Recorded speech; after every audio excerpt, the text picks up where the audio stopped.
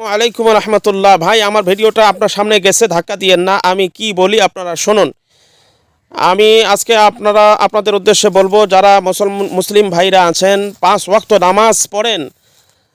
আমি নামাজের ফরজগুলো সম্পর্কে আলোচনা করব। আপনি যেই সব জানেন ফরজ, সেই সবের সঙ্গে আমারটা মিল আছে কিনা একটু মেহেরবানি করে মিলিয়ে নেন তো ভাই। নামাজের ভেতরে এবং বাহিরে মিলে সর্বমোট 13টি ফরজ। 1 নম্বর হলো বাহিরে যেটা ফরজ, সেটি হলো 7টি ফরজ। 7টির মধ্যে সর্বপ্রথম ফরজ হলো শরীর পাক, 2 নম্বর কাপড় পাক, 3 নম্বর নামাজের জায়গা পাক, 4 নম্বর হলো সতর ঢাকা, 5 নম্বর হলো ওয়াক্ত হওয়া, নামাজের ওয়াক্ত হওয়া, 6 নম্বর হলো কেবলামুখী হওয়া, 7 নম্বর হলো নামাজের নিয়ত করা।